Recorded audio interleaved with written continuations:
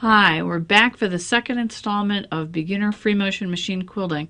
Now you remember in the last tutorial we went over kind of the nuts and bolts of supplies you need. Today we're actually going to start quilting. Now I'm a big proponent of learning to free motion quilt on small quilts, so if you don't have a small project to practice on, I'd make up a stack of 9 by 12 inch quilt sandwiches just like these. This size is large enough to get a sense of the quilting design, but small enough that you won't put any effort into wrestling with a large quilt. Now let's get to the sewing machine. I'm dropping my feed dogs, and I've got my free motion foot already mounted on my machine. Don't forget to lower your presser foot, and when you do, you'll notice that there will be some wiggle room between the bottom of the free motion foot and the quilt. We need that because we're going to be moving the quilt sandwich in all kinds of directions. And now we need to make some changes in our machine settings. I'm lowering my stitch length to 0 because we're going to control stitch length by how fast we move the quilt and how fast we run the foot pedal. This is my personal preference, but I'm also activating the needle down option on my machine because by always stopping in the needle down position, I can easily keep my place in the quilted design. Now as you can see, I've got my gloves on. I'm ready to go. Let's quilt. I am spraying sewing grade silicone spray on my plexiglass table here, and this will make my table surface more slippery, so moving the quilt around will be much easier for me. I just wipe it off with a paper towel and my surface is nice and slick. Because I'm using only sewing grade silicone spray, I don't have to worry about any staining of my fabrics. Since virtually all your stitching will be visible when you free motion quilt, it's really important to be very neat. To begin stitching, lower your needle while gently pulling on the thread tail with your left hand.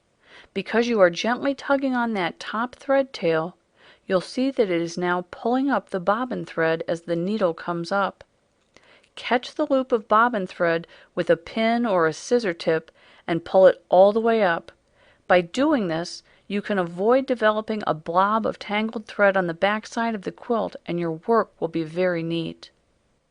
To begin a line of stitching, take 4 to 5 very small stitches right next to where the thread comes up, and these will be your locking stitches.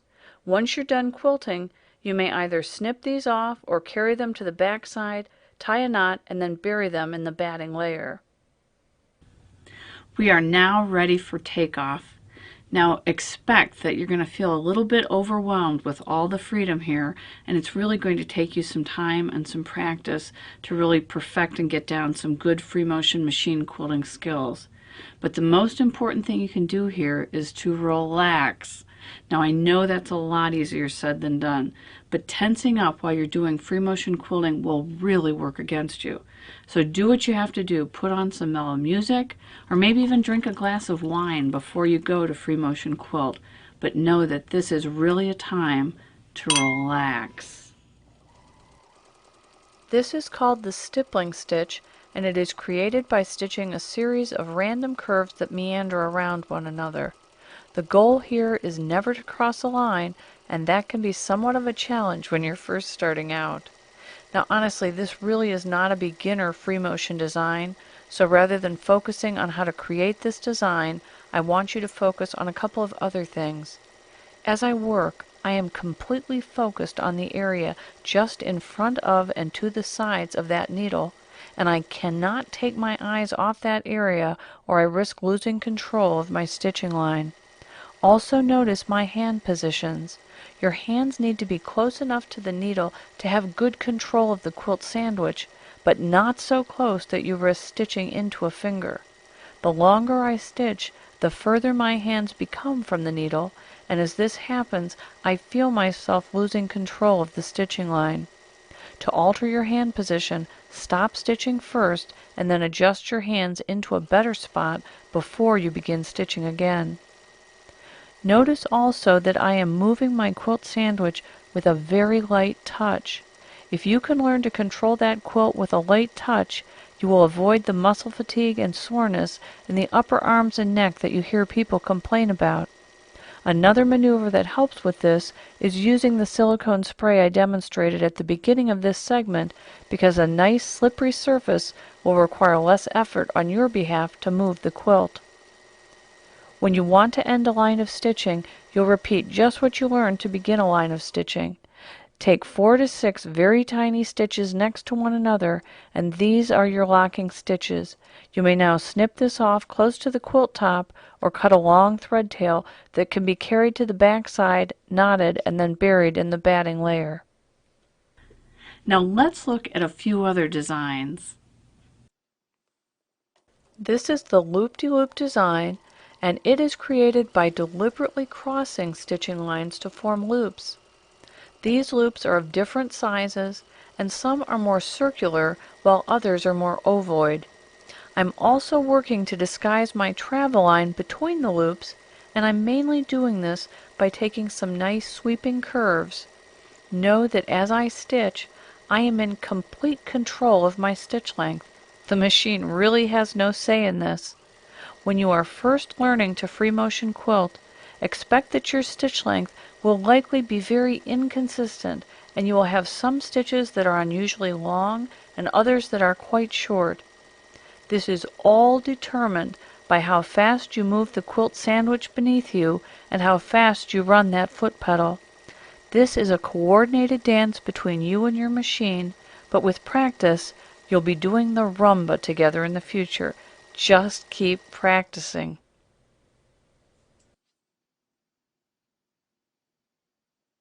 Now the loop-de-loop design is a really fun design, but it's also very versatile because it's very easy to come up with a lot of spin-off designs or cousins of the original design. Let's look at a couple of spin-off designs. To stitch a loop-de-loop hearts design, we begin by stitching the loop-de-loop design, and when we feel we've got a spot with enough room for a heart, we stitch a short line that's fairly straight, then stitch one hump of the heart, then come up from the base of the heart and stitch the opposite side. When we exit that heart, we again stitch out loop-de-loop until we're ready for another heart, and we'll again stitch one side and then the opposite side of the heart. Now I aim for a heart that is slightly asymmetric, and I try to vary the sizes of my hearts and also the orientation of my hearts. That way they don't all point in the same direction.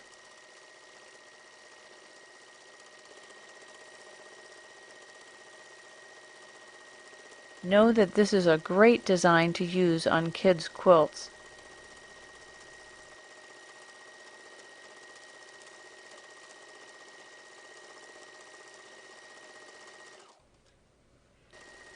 And to stitch a loop-de-loop flowers design, we again start with the basic loop-de-loop travel line, and once we're in a spot to stitch a flower, we stitch our first petal, then stitch a series of petals that come off a center point. Notice that not all petals are the same size, and that's okay. Now we can exit this flower between any two petals we choose, and then we begin another line of loop-de-loop. We'll stitch the next flower in exactly the same fashion by stitching a series of petals around a central point.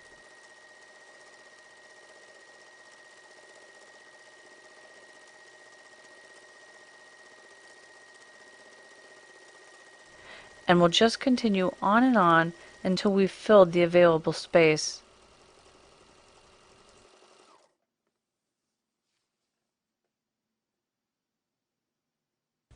Now, if you've been thinking about this as we're going along, you're probably realizing that you could take literally any continuous line design motif and plug it into that loop-de-loop design, and you could come up with one after another of design ideas for the loop-de-loop family.